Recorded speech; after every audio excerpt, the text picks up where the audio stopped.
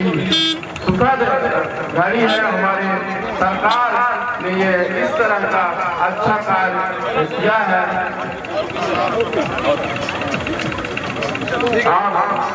सभी लोग बहुत देर से यहाँ पर इंतजार कर रहे हैं इन विकसित भारत रथों को देखने के लिए। हमारे अध्यक्ष से रवाना किया है, जोरदार तालियां बजाएंगे। रथ रवाना हो रहे हैं, हरी झंडी दिखाई जा रही है। ये रथ आप रवाना हो चुके हैं अपने गंतव्य की ओर। सभी अतिथियों ने हरी झंडी दिखा करके रथ को रवाना किया है। ये हमारा पहला रथ गया, अब ये दूसरा निकल रहा है और ये दूसरा रथ निकल रहा है और इसके बाद अब ये तीसरा रथ निकलेगा। ये अब तीसरा रथ आ रहा है, इसको भी माननीय अतिथिगण हरी झंडी दिखा करके आगे की ओर रवाना कर रहे हैं। और ये सभी रथ मऊगंज, हनुमना और नई गढ़ी तीनों ब्लॉक में जाएंगे और निरंतर अपनी सेवाएं देंगे। हमारे बीच में आज के हमारे मुख्य अतिथि मऊगंज क्षेत्र के लोकप्रिय विधायक श्री प्रदीप पटेल जी उपस्थित हैं। मैं जोरदार तालियों के साथ उनको आमंत्रित करूंगा कि वो आए और इस अवसर पर अपने उद्बोधन देने की कृपा करें। आदरणीय विधायक जी।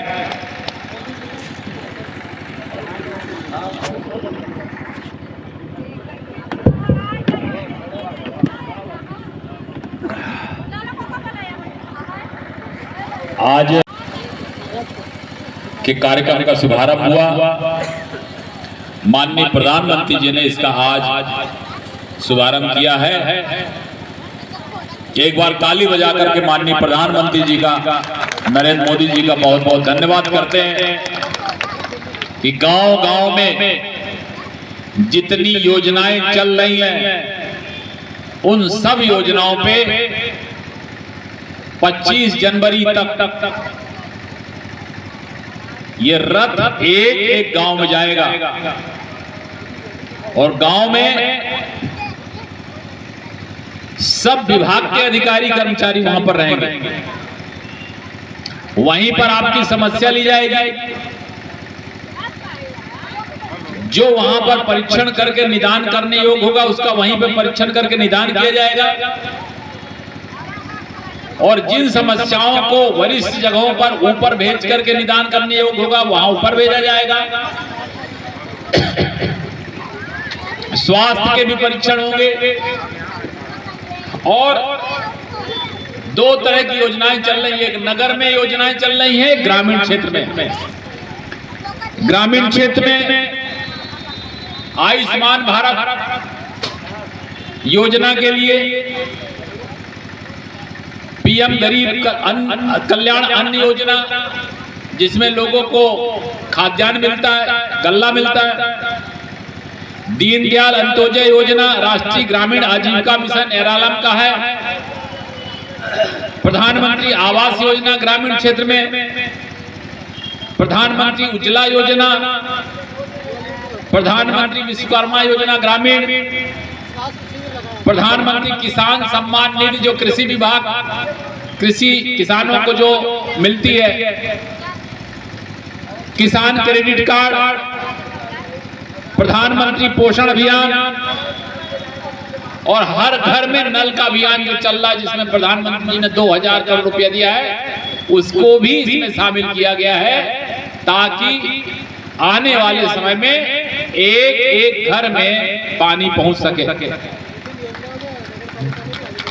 गांव का सर्वेक्षण, ग्रामीण क्षेत्रों में तात्कालिक प्रौद्योगिकी के साथ मानचित्र, जनधन योजना, जीवन ज्योति बीमा योजना, सुरक्षा बीमा योजना, अटल पेंशन योजना, प्रधानमंत्री प्रणाम योजना, नैनो उर्वरक योजना एग्रीकल्चर विभाग द्वारा, और सबको अपनी अपनी जमीन में जहां खेती होती है उसका मिट्टी का परीक्षण का एक कार्ड मिलेगा।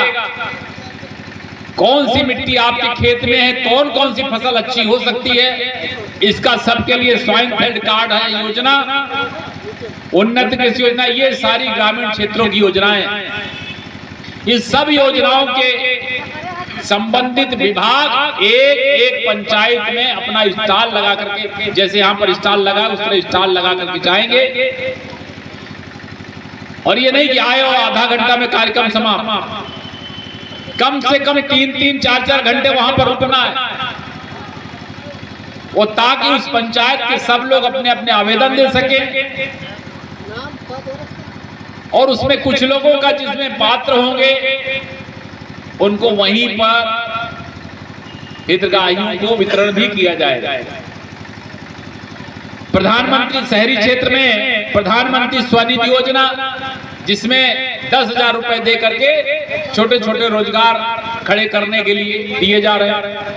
प्रधानमंत्री विश्वकर्मा योजना, प्रधानमंत्री उज्ज्वला योजना, प्रधानमंत्री मुद्रा योजना और स्टार्टअप स्टैंड अप इंडिया, जिसमें आपको मैं बता दूं यहाँ पर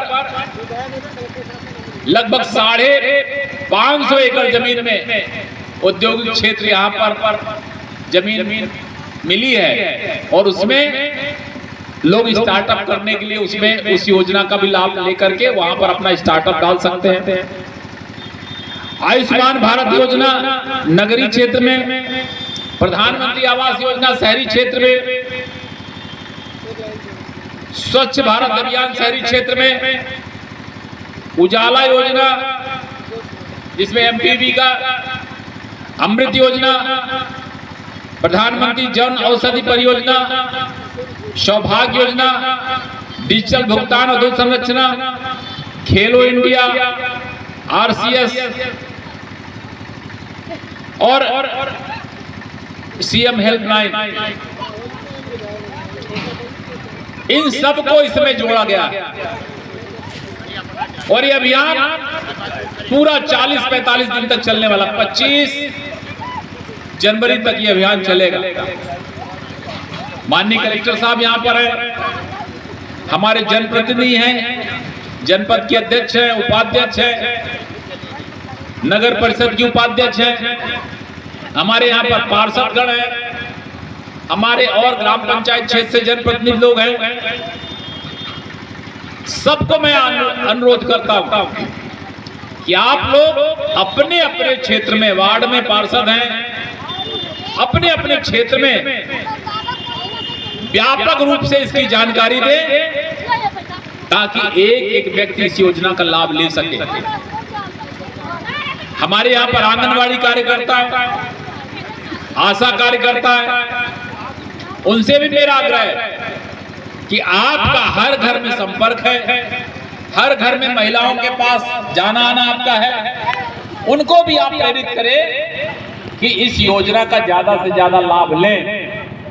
माननीय प्रधानमंत्री, इस देश में हम सब लोगों को भगवान के वरदान के रूप में मिले और ऐसा व्यक्ति हमें मिला है भारत के अंदर, और वहीं पर कर्मचारी आपके आवेदन लेंगे, आपकी समस्या का सुनवाई करेंगे और खुद इस पूरे काम के लिए अब रीवा से कलेक्टर को नहीं आना, अब कलेक्टर यहीं मऊगंज में बैठे।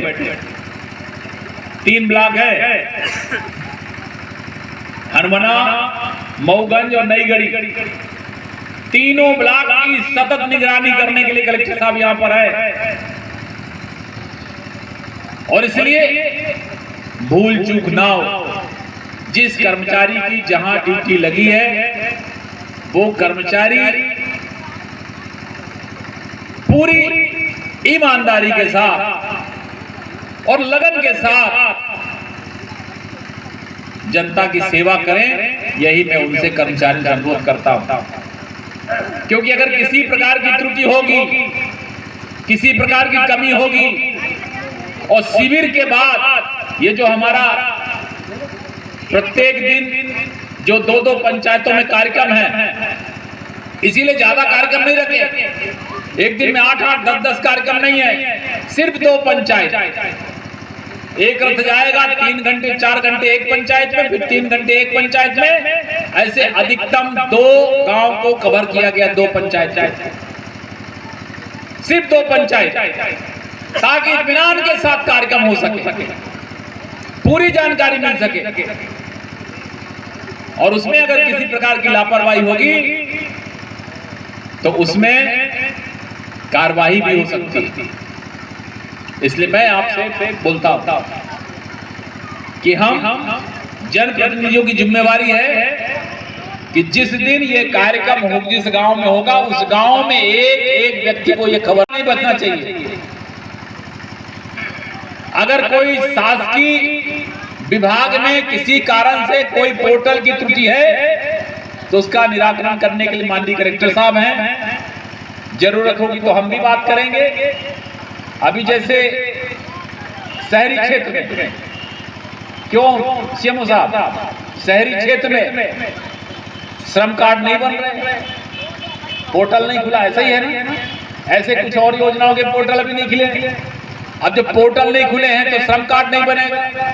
श्रम कार्ड नहीं बनेगा तो पता चला कि कोई अगर मजदूर है, उसका बीपीएल कार्ड नहीं तो उसको गल्ला नहीं मिलेगा, उसको 10,000 रुपए स्वनिधि की योजना का लाभ नहीं मिलेगा।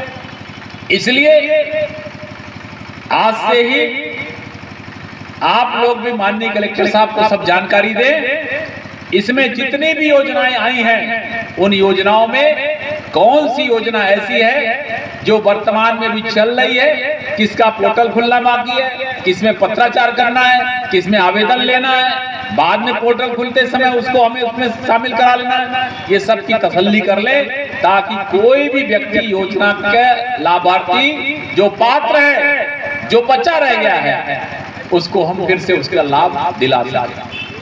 और ये हम सबकी जिम्मेवारी।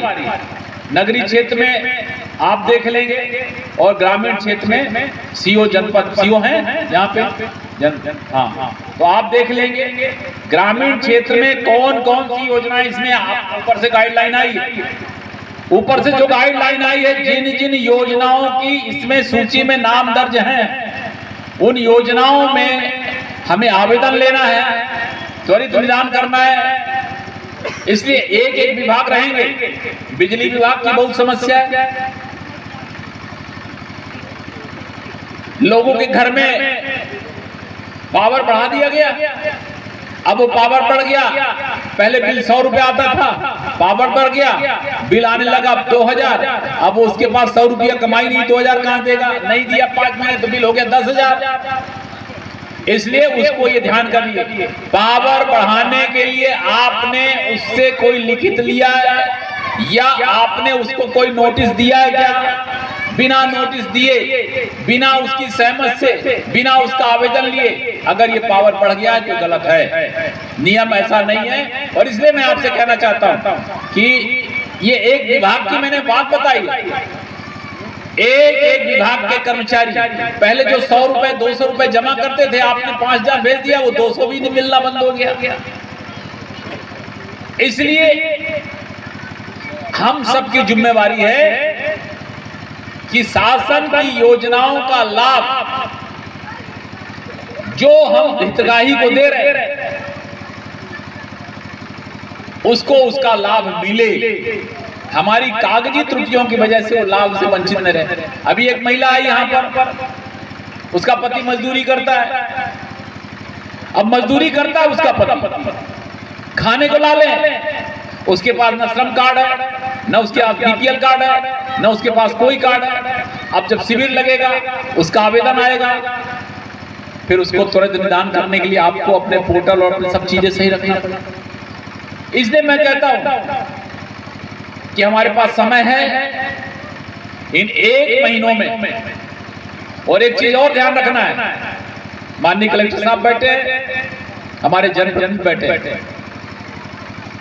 सबसे महत्वपूर्ण चीज ये कि अगर कल की तारीख में शिविर में जो हमारा विकसित भारत संकल्प अभियान है, उस अभियान में कल की तारीख में या परसों की तारीख में किसी गांव में रथ गया, मीटिंग हुई, इसके बाद कर्मचारियों की जिम्मेवारी बनती है कि अगले 25 तारीख तक लगातार निगरानी चलती रहे। एक दिन के लिए रथ जाए, माता की, बोले भारत माता की। बहुत ही प्रेरणादायी कार्यक्रम एसएससी प्रधानमंत्री जी